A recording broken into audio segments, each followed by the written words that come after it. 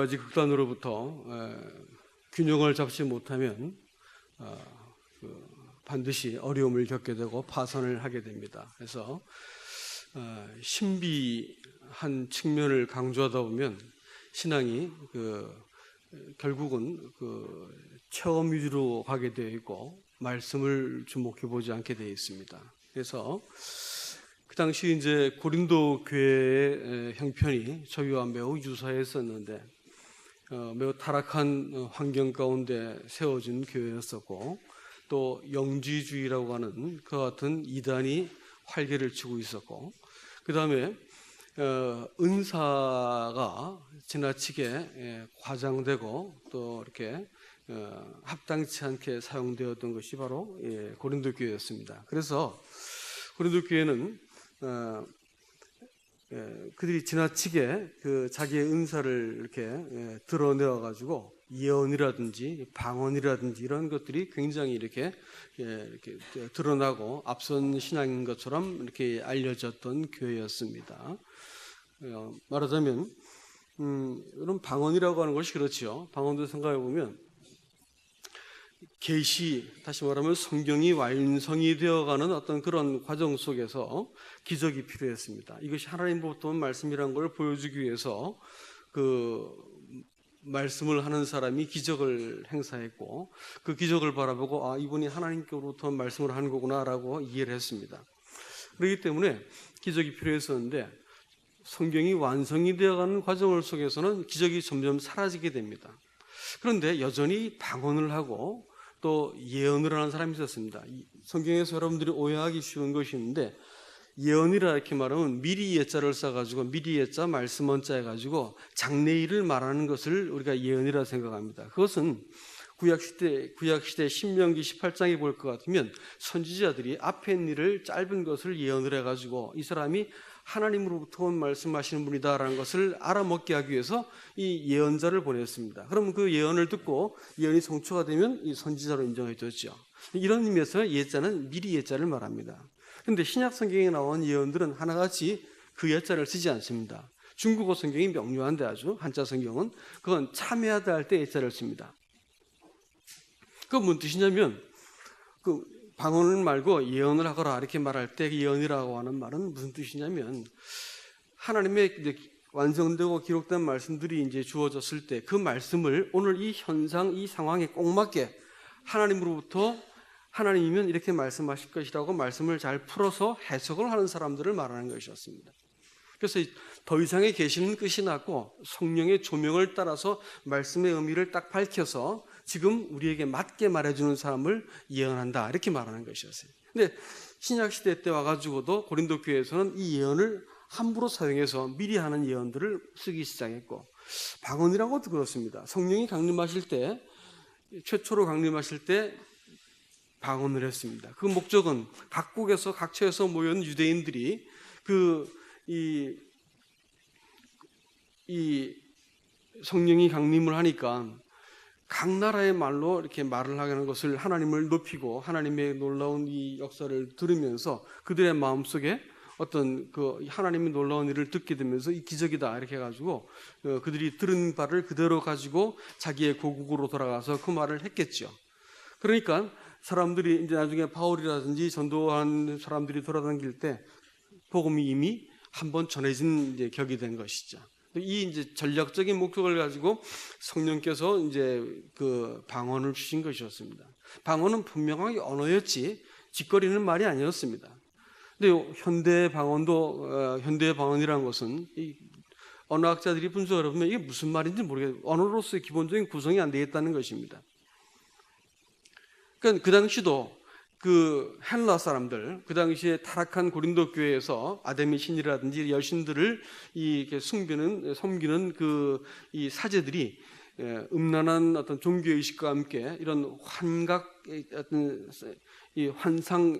상태에 빠져가지고 이렇게 말들을 짓거리는 이런 방언들을 그들이 익숙하게 보았을 것입니다. 이것이 교회로 들어와가지고 이상한 말들을 하기 시작한 것을 방언이라고 인정하기 시작했고 또 한편으로는 진짜 방언이 있었겠죠. 그것은 그로스사라고 말해가지고 다른다는 말입니다. 하나님의 말씀을 다른 나라 말로 하니까 사람들이 회중들이 듣고 있다가 무슨 말인지 못 알아듣겠어. 그러니까 그거를 통역하는 사람이 없으면 말하지 말아라 이렇게 얘기하는 것이 있었죠. 근데 문제는 그것은 전도의 목적으로 또 하나님께서 하나님의 크신 일을 드러내실 목적으로 믿지 않는 사람들이라서 이렇게 보여준 것이었는데 그것을 개인의 유익을 위해서 기도할 때 씀으로써 이렇게 어떤 영적인 어떤 경험 이런 것에 대해서 느끼려 들고 그런 것들이 어떤 뭐 신비한 어떤 그 힘을 주는 것 같고 다른 사람이 바라볼 때 영적으로 보이고 본인도 어떤 그 초월한 힘 같은 것이 내가 모르는 언어가 쏟아져 나오니까 영적인 것처럼 느껴지는 이런 어떤 것을 추구했습니다. 사람들이 이걸 바라보면서 미리 하는 예언이라는 이런 표현들 혹은 또 이런 이상한 방언들을 하는 걸 보고 영적이다 이런 것을 추구하고 내가 그냥 막 따지기 시작한 뭐 이런 나쁜 그 경향들이 고린도 교회에 있었습니다. 오늘날 교회도 한국에 있는 교회들을 이렇게 볼 것 같으면 대체로 이쪽으로 기울어져 있습니다. 그래서 제 누이가 글쎄 사촌 누이가 저 여의도 그 큰 교회 권사인데 거의 무당 같더라고 하는 게. 그래서 이제 다른 꿈을 꿔서 다른 사람을 알아맞히고 꿈을 꿔가지고 뭘 이렇게 얘기하고 그렇게 하는데 거의 또 맞아요. 그러니까 사람들이 아주 꼼짝을 못해요 우리 누이한테. 그 완전히 무당이지. 그건 그리스도인으로서 하나님 앞에서 그리스도의 관계를 통해서 거룩함과 또 이렇게 공도를 따라가는 어떤 그런 신앙이 아니고 그런 영적인 체험을 추구하는 쪽으로 나가는 거예요. 신앙이 이렇게 돼가지고 신비한 초월한 어떤 그것을 체험을 이성보다 앞세우면 어떻게 될까요? 그것은 사교가 되는 것입니다. 한국에 있는 기독교가 점점 현세구복적이고 또 이렇게 이런 사교적인 요소를 강하게 띠고 있다는 것을 여러분 기억하시기 바랍니다. 반대의 극단을 또 말씀을 드리겠습니다. 또 하나는 이성주의입니다. 이성을 강조하다 보면 어떤 일이 벌어질까요? 구원이라는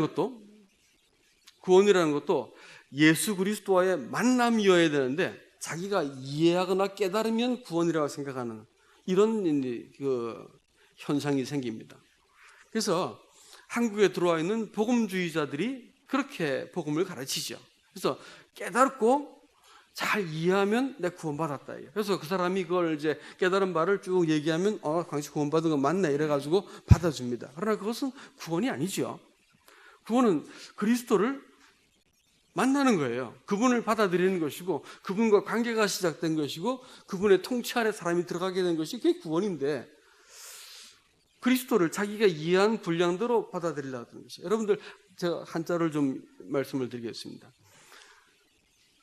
무엇을 하다 할 때 위자를 제가 보여드렸으면 좋을 뻔했는데 위자를 쓰면 이렇게 쓰면 하위자가 됩니다.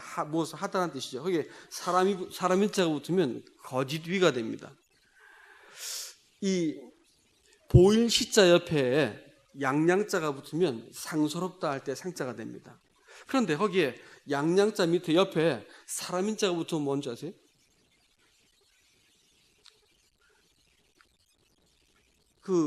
이 양양자 밑에 사람인 자가 붙으면 거짓되다는 말이 됩니다.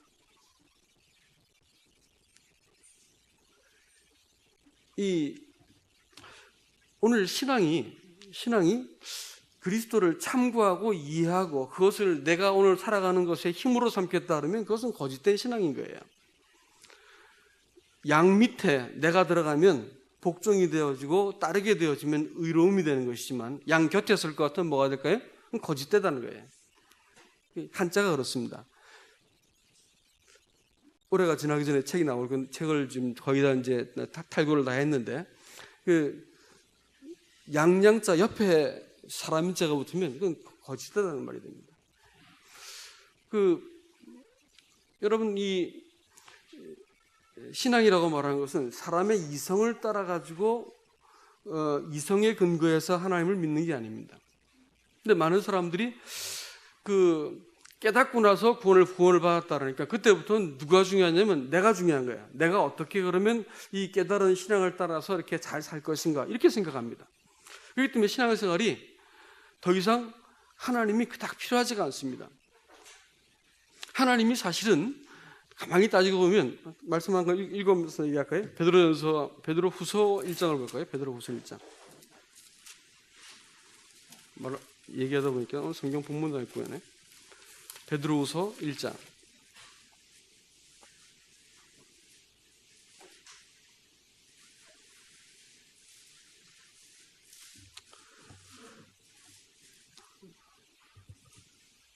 (2절부터) 읽어보면 하나님과 우리 주 예수를 알므로 은혜와 평강이 너에게 더욱 많을지어다. 그의 신기한 능력으로 생명과 경건에 속한 모든 것을 우리에게 주셨으니 이는 자기의 영광과 덕으로서 우리를 부르신 이를 알므로 말미암으니라.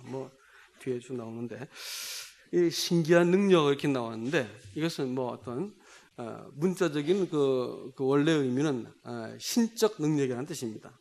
신기한 능력이 아주 신기하네 그거 이게 아니고 divine power 이렇게 되어 있습니다. 하나님의 능력 이렇게 되어 있죠. 그러니까 신앙생활이라는 것은 여러분 생각해 보면 사람의 힘으로 의지를 가지고 죄짓지 말아야지 또 하나님을 선택해야지 이래 가지고 사람이 자기를 스스로 이렇게 세워나가는 게 아니고 신앙생활에는 사람이 생각할 수 없는 초월한 강력한 힘이 사람을 붙들고 후원하고 이렇게 하는 그 힘이 있다는 거예요. 그 신적인 능력이 있다는 거예요. 근데 이성적인 신앙은 여기에 대해서 무지합니다. 그래서 신앙이 이성적으로 흘러갈 것 같으면 어떤 특징이 있냐면 기도를 잘 하지 않아요.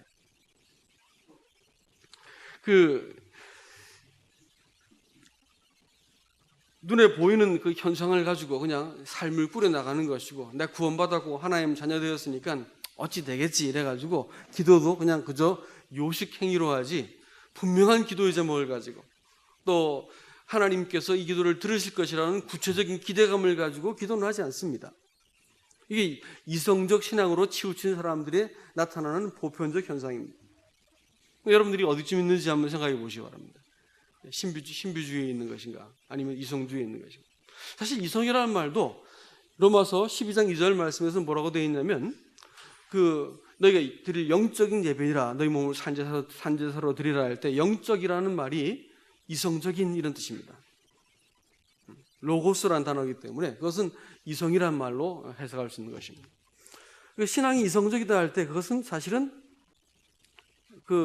영적이라는 말을 다르게 번역해 놓은 것이죠. 영적이라고 하는 말은 뭐냐? 그것은 하나님을 알아보는 수단이 영인 것입니다. 하나님을 알아보고 그를 감각하고 그와 더불어 대면하고 할 수 있는 것이 영이지요. 영적이다 이렇게 말하면 하나님을 잘 안다 이런 뜻이 됩니다. 물론 성경을 잘 아는 것도 다를 바가 아니겠지만 그러나 성경을 잘 아는 것하고 하나님을 잘 아는 것은 다르다는 것을 확실하게 알겠더라고요. 하나님 체험을 많이 했다고 말하는 사람들 많이 만나보았는데 하나님을 아는 것과는 또 다른 얘기더라고요.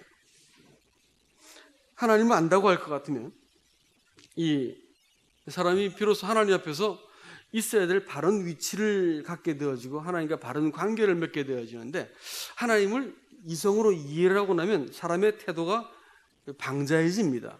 여러분 고린도전서 5장 2절 말씀해 볼 것 같으면 이 아주 부끄러운 일이 교회에서 발생합니다. 그것은 아마 계모겠죠. 계모. 아버지가 취한 후처 같은 사람을 이 아들이 범하는 아주 세상에서도 없을 만한 끔찍한 일이 교회에서 벌어집니다. 근데 그 일들을 바르게 처리하자는 걸 가지고 바울이 뭐라고 말하냐면 너희가 교만해져서 이렇게 말했습니다.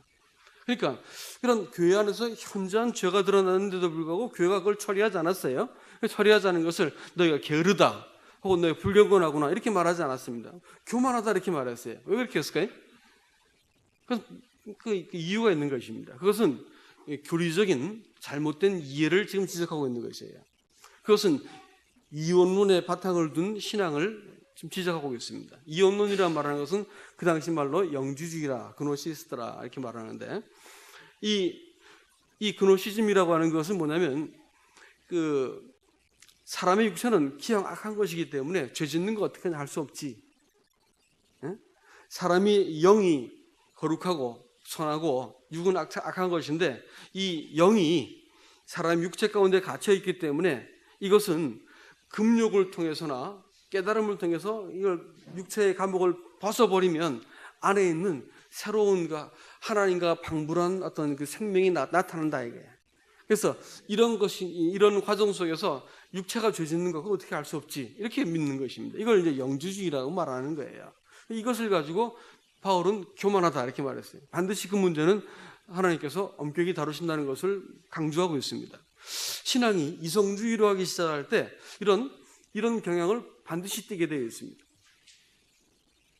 그래서 도덕 폐기론자가 되어지는 것이고 신앙을 깨달음으로 이해하기 때문에 그 이유도 오늘날 그 지방교회라고 말하든지 그 밑에 아류에 있는 교회들은 한결같이 이런 가르침을 갖고 있습니다. 그래가지고 자기 안에 있는 영을 이 혼을 파쇄하고 육신을 깨뜨리고 십자가를 통과하고 나면 뭐가 나와요? 부활의 생명이 나온다는 거예요. 그래서 부활 생명을 이렇게 통과하고 나면 부활 생명을 가진 사람들은 더 이상 죄를 짓지 않는다는 거예요. 그리고 교회 안에는 그런 생명을 가진 사람과 갖지 못한 사람으로 딱 쪼개진다는 거예요. 그 가진 사람들끼리 모여가지고 너는 십자가 통과한 사람, 우리는 통과한 사람 이래가지고 영적인 엘리트식을 한다는 것입니다. 이런 터무니없는 얘기들을 아주 진지하게 말하고 있는데 그쪽입니다. 이런 가르침이 사실은 이성주의의 신앙 속에서 분명히 나타나고 있습니다. 그래서 경건이라는 말을 그 법이야 법 이래가지고 사람들이 진지하게 하나님 앞에서 경건하게 살고자 하는 그 수고에 대해서 무시하고 아주 가볍게 취급하고 영적으로 저급한 상태에 있다는 것을 자꾸 말하려고 들죠. 그것은 이성주의 신앙에 입각한 그와 같은 신앙입니다.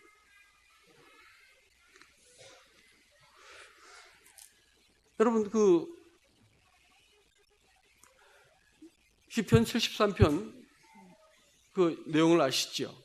어떤 사람이 문제가 생겨서 신앙생활에 이게 문제가 뭐냐면 나는 이렇게 아침마다 마음의 징계를 받고 하나님 앞에서 자기를 살피고 예배를 드리는데 저 친구는 하나님도 안 믿고 하는데 막 기름지고 문제도 한 개도 없고 인생을 저렇게 편안하고 잘 사는데 이게 도대체 뭡니까 하나님? 이러면서 문제가 생겼어. 원망이 생기고 불평이 생기고 신앙생활에 딱 이렇게 덫에 걸려버렸습니다. 그래가지고 이 사람이 스스로 고백하기를 자기 짐승 같다 이렇게 이제 고백을 하는데 깨닫지 못하는 거예요. 자기가 이렇게 생각이 갇히고 환경에 딱 포로가 되어버리니까 그야말로 생각하는 수준이 짐승과 같은 거야. 그래서 좌충우돌하고 미워하고 원망하고 하나님이 안 보이고 이런 아주 답답한 현실 가운데 들어갑니다. 신앙이 이 사람이 회복된 시점이 언제냐면 성소에 들어가서야 비로소 내가 모든 걸 깨달았다 이렇게 말을 하죠. 여러분 안다라고 하는 말도 그노시스란 말이 있고 에피그노시스란 말이 있는데 에피그노시스라고 하는 것은 구원받을 때 받는 걸 말합니다. 우리가 하나님의 인격과 성품 전체를 딱 마음속에 와서 부딪힐 때 사람이 거듭나는 걸 가지고 그렇게 말하고 우리가 평생 하나님을 알아가는 과정들은 이건 사실은 한 번에 있는 게 아니고 계속 있는 겁니다. 이 사람은 거기서 하나님을 아는 그걸로 들어가지 못했어요. 그랬더니 신앙이 이렇게 그야말로 짐승같이 생각에 갇히고 감정에 갇히고 환경에 갇혀가지고 쩔쩔매는 거예요. 어쩔 줄은 몰라. 그야말로 짐승인 거예요. 나는 거의 실족할 뻔했고 내 심장이 찔렸다 이렇게 표현하고 있습니다. 여러분 예수 그리스도를 통해서 하나님을 만나는 이 무시로 하나님 앞에 대하는 이 기도를 통해서 하나님이 내가 알지 못했던 눈을 뜨게 해주고 내가 알지 못했던 그 하나님의 놀라운 능력이 사람 속에 나타나고 이해를 할 수 있게 만들어주고 다른 사람을 관용하게 만들어주고 또 하나님을 섬기는 지혜를 얻게 해주고 강력한 어떤 내적인 어떤 후원을 경험하게 되어진 이런 것들은 여러분 이 신적인 능력입니다. 그리스도인들이 이거 빠지고 나면 신앙은 극단적 이성주의로 빠지게 돼요. 냉랭하게 식어버리고 더 이상 하나님이 이렇게 새로울 것도 없고 수요일 날이나 작은 모임에 소그룹 모임 참석하려면 그 얼굴이고 가봐야 그렇지 해서 안 나오는 거예요. 교회는 잘 안 나오게 됩니다. 그러면 이유가 뭐냐면 이성주의에 빠져서 그런 거예요. 하나님이 자기 몸이라고 부르시고 친히 머리가 되겠다 하시고 얼마나 사랑하셨으면 자기 생명을 내어놓은 것이 교회입니다. 자기 몸이에요. 그러면 영적인 물이 흐르는 그 통로가 있을 거 아닙니까? 신앙생활은 그런 이 영적인 그 은혜가 흐르는 통로가 있거든. 이걸 모르면 엄한 데 가서 땅 파고 있는 거라고요. 흐름이 있어, 흐름이. 근데 그 물줄기를 잘 따라가면 사는 겁니다. 사막을 아무리 돌아다녀도 베두인들은 그 물길을 알기 때문에 그들은 절대 목마르지 않습니다. 그럼 모르는 사람들은 죽는 거죠, 거기서요. 신앙생활도 영적인 흐름이 있어요. 그건 교회라는 것입니다. 교회는 그리스도께서 자기의 기쁨을 교회에 두셨고 이름을 거기다 걸어 놓으셨어요. 자신이 내가 돌보겠다고 말씀하셨어요. 그렇기 때문에 교회는 여러분이 알고 있는 사람들이 머릿속 고만고만 모아놓은 데가 아니고 하나님이 친히 돌보시고 그 임재가 함께 있는 곳입니다. 이걸 모르시면 교회라는 것을 그냥 여기저기 모여있는 것 중에 한 개라고 생각하십니다. 아니에요. 그게 아닙니다. 오죽하면 너희 몸은 송전이니 이렇게 말할 때 그 송전이라는 말이 뭐라고요? 지옥교를 말하는 거지. 그걸 말듯이 지성소를 말했다고요. 그러니까 여러분, 어제 이제 모였을 때 우리 어저께 간증 집회 이렇게 모여서 하는데 몸이 무지하게 피곤하고 또 이렇게 시간은 안 됐지만 또 문제가 너무 컸지만 일단 교회로 와가지고 앉아 있었더니 별것도 없었는데 그냥 마음이 회복이 돼서 돌아갔다. 이런 간증들이 자꾸 나오더라고요. 여러분, 그건 조금 이해하신 거예요. 이게 우리가 알지 못하는 비밀인데 교회는 그런 겁니다. 하나님이 두세 사람이 함께 있으면 내가 있겠다고 말씀하셨거든요. 교회는 또 하나님이 그리스도가 머리시기 때문에 자기 몸을 돌보아야 되기 때문에 거기 있는 좀 골이 나고 연약하고 깨어져 있고 낮아져 있고 한 것을 친히 보충하시고 메우시고 채워주시는 일들을 언제 하신다고요? 모일 때 하시는 거예요. 모일 때. 교회는 신비한 겁니다. 하나님의 그 신적인 능력이 모일 때 나타나는 거라고요. 예? 교회 안에서 교회가 바른 질서를 가지고 바른 어떤 그 교제를 하고 바른 기도를 시작하면 우리가 알 수 없는 일들을 행하시는 거예요. 모여가지고 이렇게 사람들의 계산만 있으면 그 일이고 맨날 그것밖에 안 되는 것으로 보이지만 하나님이 개입하시겠다는 거예요. 하나님은 생명과 경건에 속한 모든 것을 충분히 성령을 통해서 아들 안에서 우리에게 주셨습니다. 그런데 그리스도인들은 이 놀라운 자원들에 대해서 거의 무지합니다. 잘 몰라요. 그리스도인들이 야곱이 그러했습니다. 하나님은 이 사람을 통해서 한 나라를 세우시고 영원한 나라의 모형을 만드시고 하나님께서 그 이름으로 한 국가를 세워낼 것이고 이 얼마나 영광스러운 계획을 갖고 계셨는데 이 야곱의 생각은 겨우 뭘까요? 나를 이 땅에 안전하게 돌아오고 계십니다. 11조 드릴게요. 11조. 이래가지고 하나님과 아주 유치한 거래를 시도합니다. 수준이 다른 것이죠. 하나님의 시각을 갖기 전까지는 이 야곱의 생애는 험악하게 뺑뺑이 들고 그 다음에 수고스럽게 속이고 속는 인생의 아주 그 밑바닥까지 내려가서 참담한 경험을 다 하게 됩니다. 맨 나중에 인생의 끝머리 때 그 침상머리에서 하나님을 경배하는 모습으로 나타나는데 눈이 바뀌기 전까지는 고단한 거예요. 인생이. 사람이 하나님의 관점에서 자기 자신을 바라보기 시작해야 됩니다. 그러면 내가 이렇게 이렇게 내 영혼의 상태가 추하지만 하나님의 아들을 통해서 나를 부르신 그 신분과 은혜를 의지해서 하나님의 의를 붙들게 만들고 예수 그리스도의 의를 내 것으로 만들어주신 이 사실들을 바라보기 전까지는 사람이 무슨 수로 나를 버텨요? 사람이 그렇게 죄 안 져요? 예? 여러분 문제없이 살고 계세요? 불가능해요.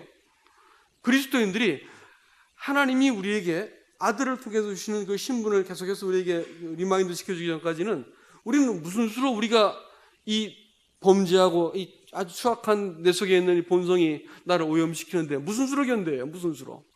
예? 하나님의 관점으로 나를 바라보기 싫을 때 내가 내 신분에 대한 이해가 생깁니다.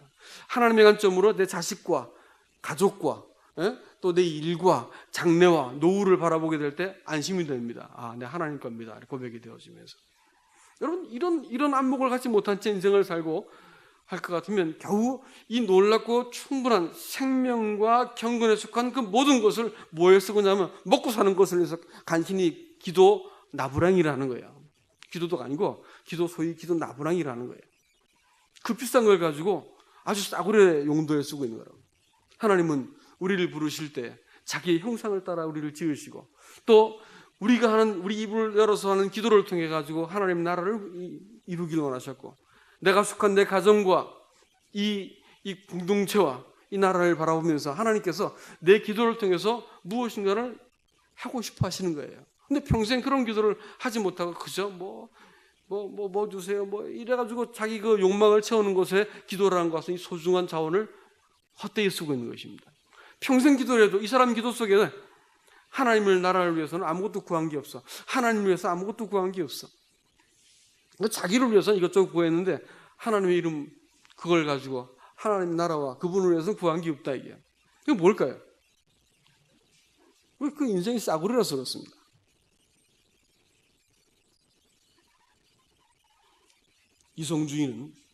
이성주의는 이 신적인 능력에 대해서 잘 모릅니다. 그렇기 때문에 기도가 진지할 리가 없고 잘 기도하지 않죠. 그 다음에 이 이성주의는 사실은 하나님을 잘 알지 못하는 것입니다. 이성이라는 것이 영적이란 말인데 이런 개념을 갖고 있지 못하고 자기의 이해 안에서 하나님을 가두어두고 받아들이려고 하기 때문에 늘 문제에 걸리는 거예요. 한번 문제에 딱 걸리면 그 73편의 그 사람과 같이 짐승과 같이 우리에 갇힌 짐승과 같이 못 벗어나는 거예요. 고통스러운 것입니다. 언제 문제가 벌어질까요? 성소를 발견할 때입니다. 성소. 그 성소가 어디에 있어요? 우리가 물론 하나님 앞에 대면하는 데도 있지만 어디에 있다고? 교회에 있어요. 함께 모일 때입니다.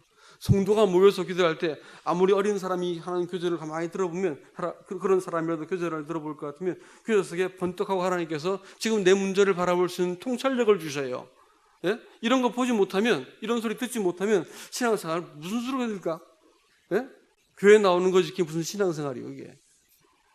하나님이 우리 영혼에 대해서 이렇게 분명하게 딱 이해를 주신다니까요. 이 성령의 교통입니다. 어제 모였을 때, 어제 잠깐 말씀드렸는데, 교회로 오는데 책 쓰는 것 때문에 막 정신이 없어가지고 이렇게 하다 보니까 집중을 못했어요.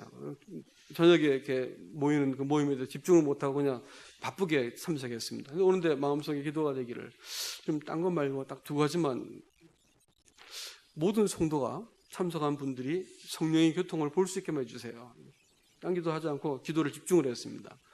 성령이 교통한 걸 볼 수 있게 해주십시오. 그리고 우리끼리 좋아요, 행복해요 이러고 헤어지지 말고 하나님의 마음에 대해서 좀 이해를 할 수 있는 그런 교제가 나왔으면 좋겠습니다. 이 두 가지를 차를 타고 오면서 계속 기도를 했습니다.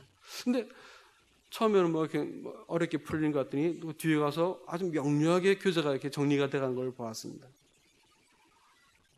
기도가 내가 기도하고 있는 분이 누군지를 알게 되고 그분께서 내 기도를 지금 경청하고 계시고 그분께서 내 기도를 듣고 이루실 수 있는 것을 확실히 알 것 같으면 사람의 기도가 이렇게 염원하듯이 막연한 기대감도 갖지 않고 사가랴가 백성들을 대표해서 지성소에 들어가서 그 현당 곁에서 기도를 하는데도 불구하고 거기에 천사가 딱 나타나니까 어쩔 줄을 몰라하고 뜻밖의 일이라고 쩔쩔매는 것이죠.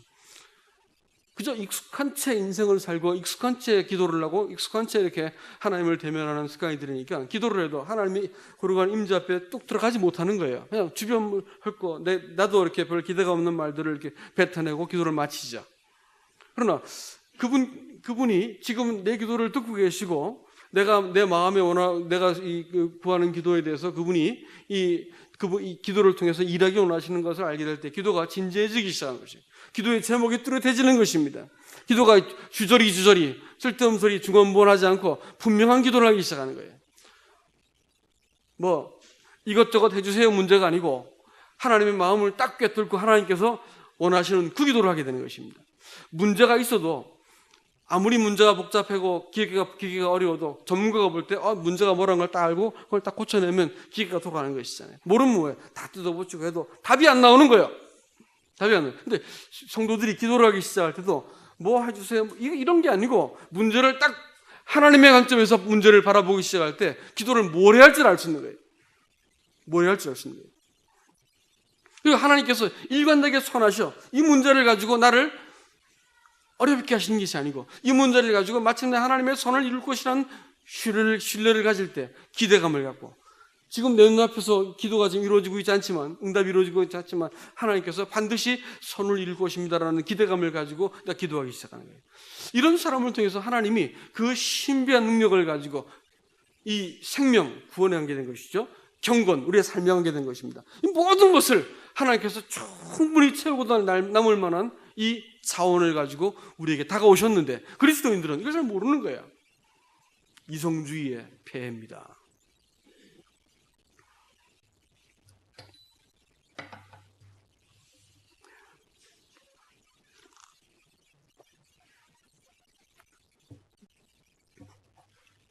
저는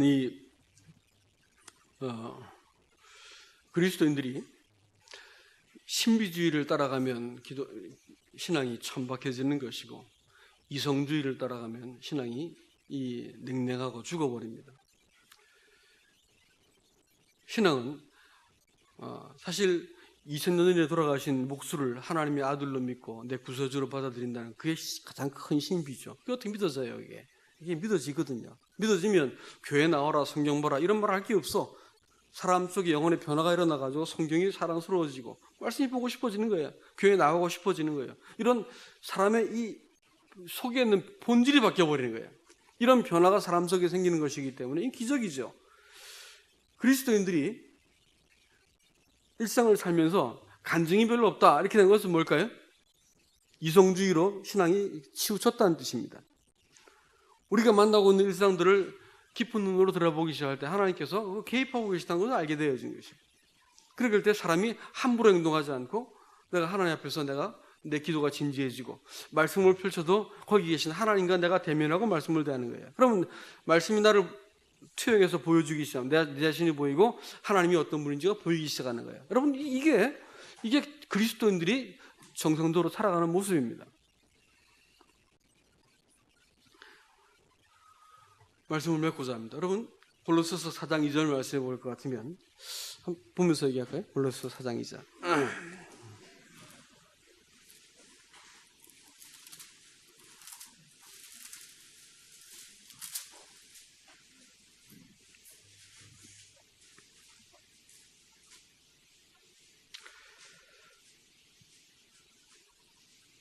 기도를 계속하고 기도에 감사함으로 깨어 있으라. 계속하고라는 말이 사실 힘쓰고라는 말입니다. 힘쓰고. 힘쓰다는 말에서 나와 있는데 여기는 계속하다로 나와 있네요. 원래 뜻은 힘쓰다라는 뜻입니다. 이게. 그러니까 기도는 뭐가 필요할까요? 수고와 인내가 필요한 거예요. 수고와 인내가 필요한 거예요. 그리고 기도할 때 가장 기도의 어떤 정점에 있는 영혼의 상태가 뭔지 아십니까? 감사입니다. 감사는요, 이루어진 일에 대한 반응이기도 하지만 이루어지지 않아서도 하나님이 하실 것을 볼 수 있는 것은 그건 믿음의 영역에 해당되기 때문에 그렇습니다.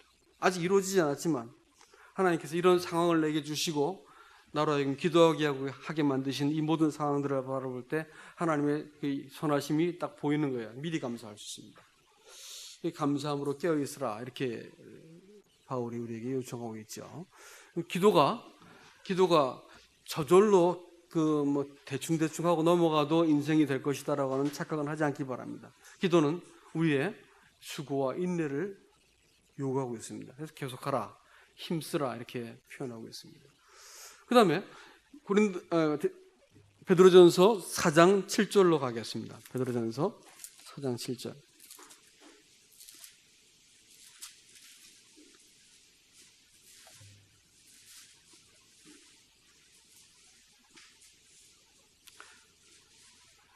읽어드리겠습니다. 만물의 마지막이 가까웠으니 그러므로 너희는 정신을 차리고 근신하여 기도하라. 여러분 근신이란 말이 영어 성경의 셀프 컨트롤입니다. 셀프 컨트롤.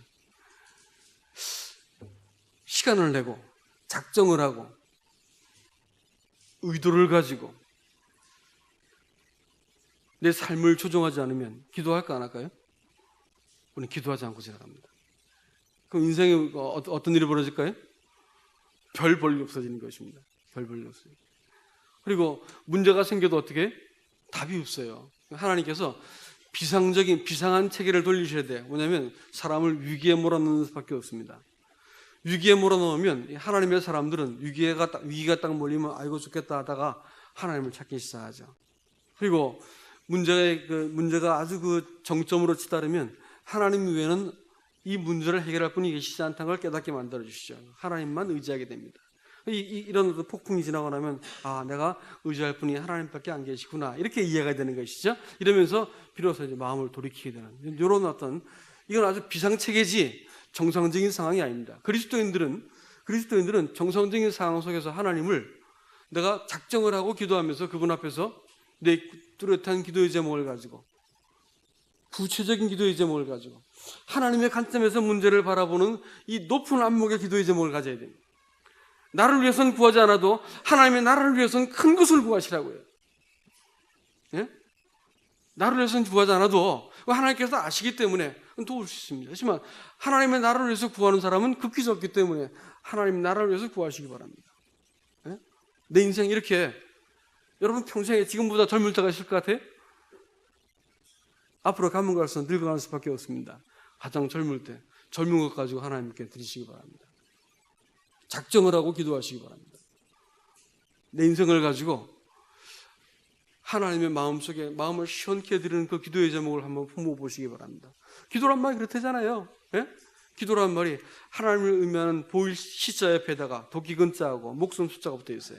목숨을 걸고 도끼날 같이 파랗게 나를 세워가지고 한 가지의 기도 제목을 가지고 하나님께 드리는 거예요. 인생을 거는 것이죠. 내 생명을 걸고 하나님 주님 지금 제 인생을 통해서 하나님의 일을 이렇게 이루어 주십시오. 기도하는 거예요.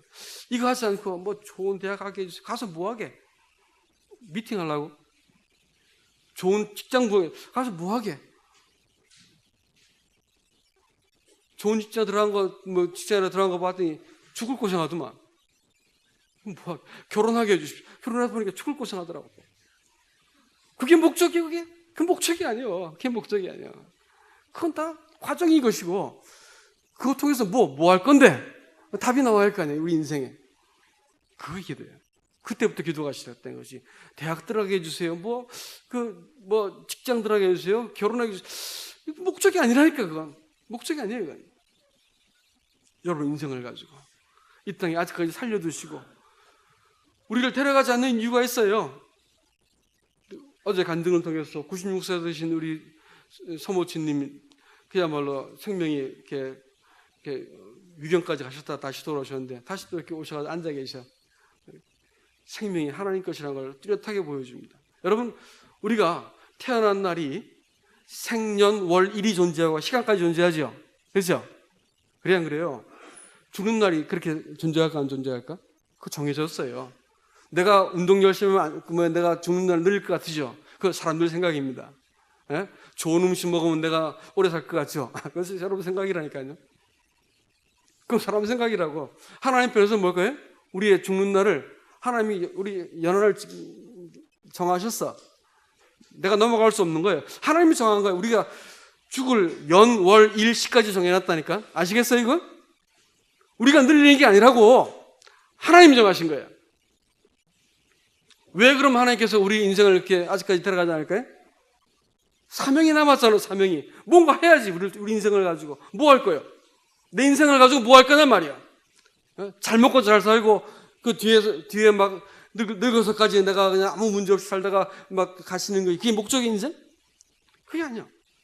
하나님께서 나를 불렀을 때 눈에 보이는 이성의 세계 안에서 나를 붙들어주는 게 아니고 하나님의 신기한 능력이 그 신적인 능력이 내 인생을 통해서 내 기도의 제목을 통해서 내가 구하는 바를 통해서 하나님 일이 우리보다 크게 나타나야 되는 거예요. 겨우 요 건물 안에 묶여있는 우리들 자신이 이게 교회입니까? 교회는 이거보다 훨씬 커요. 어마어마하게 큰 것입니다. 우리 인생이 조그만 몸뚱아리 이건 줄 아세요? 어마어마하게 큰 거예요. 하나님이 세상도 감당할 수 없는 그릇이 우리라고요. 하나님을 담았으니까. 근데 평생 하나님을 향한 기도를 해보지 못했어. 내 가슴 속에 내 생명을 건 기도 제목이 없어. 싸구려라서 다니까 싸구려라서. 지금이라도 돌이키셔야 됩니다. 이 신적인 능력이 하나님께서 내 이 거룩한 의지를 동원해가지고 하나님 앞에서 결단을 하고 내가 주님 것으로 내 인생의 길을 정하고 또 하나님 나라를 구하는 이 기도가 내 속에 이르기 시작할 때 하나님께서 나를 통해서 이전에 있던 그 인간 말고 새로운 사람으로 나를 이렇게 빚어가시고 새로운 나라를 나를 통해 이루어갈 것을 믿으셔야 됩니다.